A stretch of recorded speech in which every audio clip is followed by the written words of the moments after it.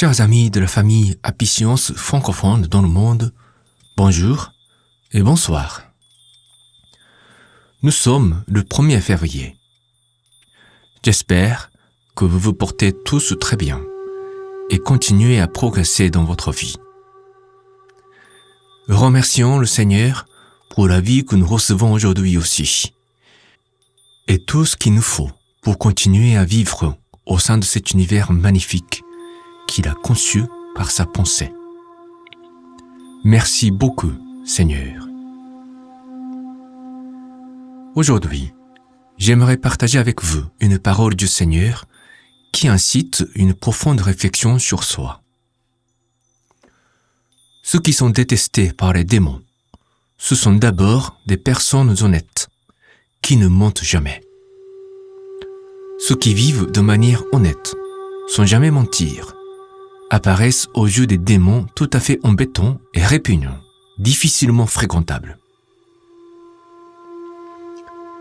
C'est une parole que j'ai trouvée dans la conférence intitulée « Ce que détestent les démons ». C'est une conférence réservée normalement dans les shojas de Apicience. Les shojas sont un peu comme des monastères qui sont ouvertes aux croyants laïcs. On y organise des séminaires, des retraites spirituelles et des rituels qui peuvent durer parfois 3 jours. C'est un espace isolé du monde séculier où on se concentre sur son propre esprit pour le défricher et le raffiner afin de trouver une perle ou un diamant qui demeure au fond.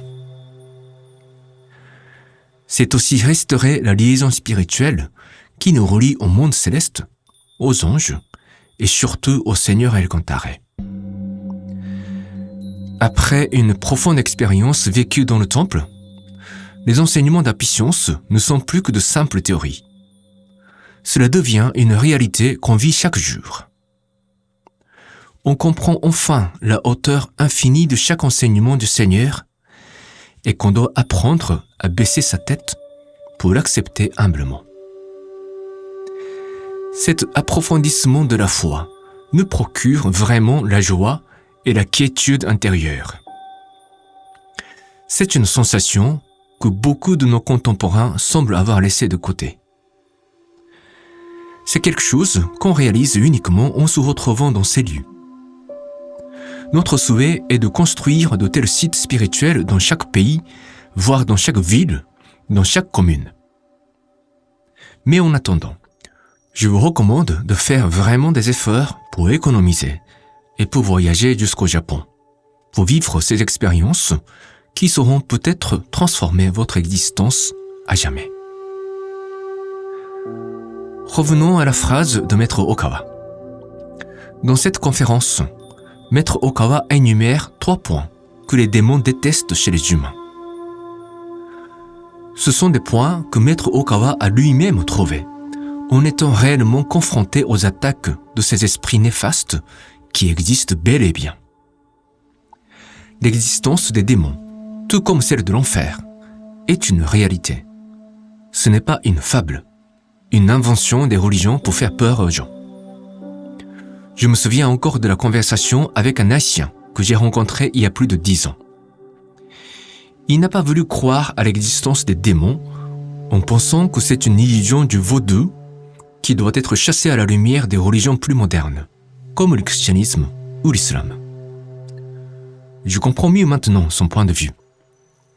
La peur est la monnaie courante du royaume des diables pour dominer sur les esprits. Pour se débarrasser de la peur et de la domination des démons, il faut parfois les ignorer totalement.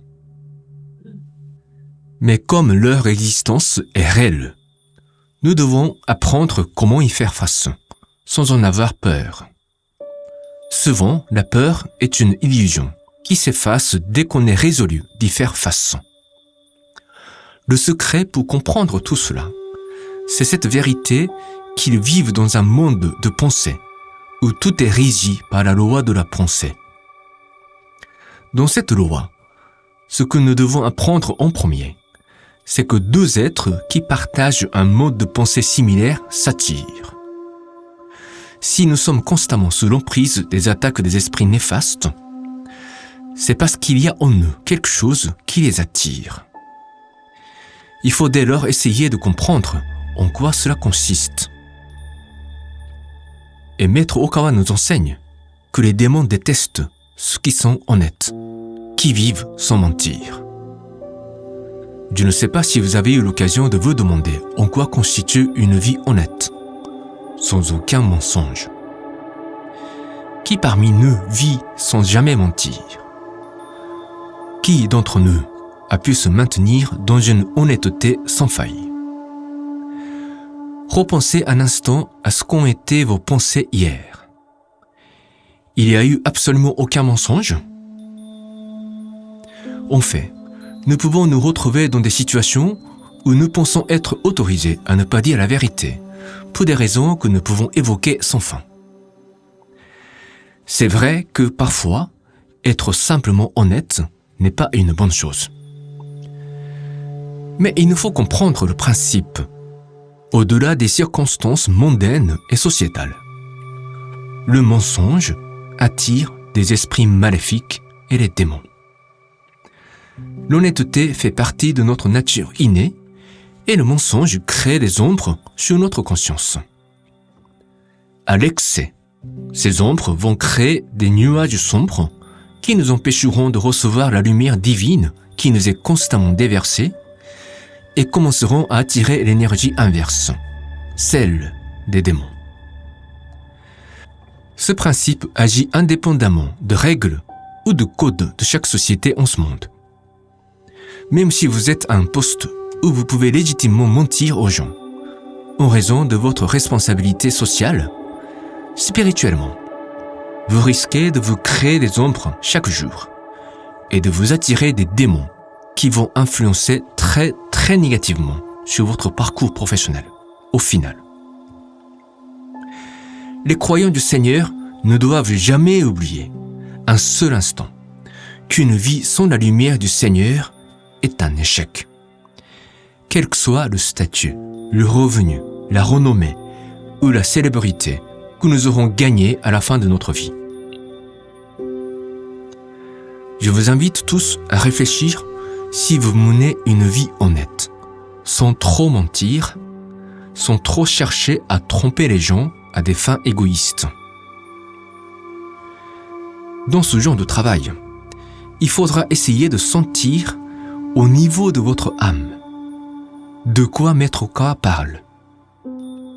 Essayez de comprendre par vous-même que la lumière du Seigneur n'est plus versée à vous quand vous êtes en train de mentir, quand vous n'êtes pas honnête avec les gens. Essayez de sentir par vous-même que la lumière du ciel vous vient chaque fois que vous décidez de vous comporter avec honnêteté. C'est grâce à ce genre de vérification personnelle que vous assimilez la vérité que le Seigneur nous dévoile, qui ne sera plus une simple connaissance, mais fera partie de notre propre sagesse. C'est ce que le Seigneur nous souhaite, je vous le garantis. Et les gens qui brillent de leur sagesse demeurent tout à fait détestables aux yeux des démons. La présence de tels individus repousse les mauvais esprits et les démons et nettoie l'environnement spirituel du quartier où ils vivent. Ils incarnent une barrière spirituelle pour leur famille, pour leur communauté. C'est aussi une méthode de construire un monde idéal, l'utopie sur Terre. Soyons donc le détesté des démons et le favori du Seigneur et de ses anges. C'est tout pour aujourd'hui. J'espère que la réflexion d'aujourd'hui vous aura été utile. Et continuons à cheminer ce mois-ci sur la voie de la vérité, la voie de la lumière, ensemble avec le reste de la Sangha mondiale de la Patience. On n'est jamais seul quand on vit dans la foi authentique. Chers amis, portez-vous bien. Que la lumière et l'amour du Seigneur vous protègent et vous conduisent constamment sur le droit chemin, quelle que soit votre occupation. surtout, soyez heureux. À très bientôt.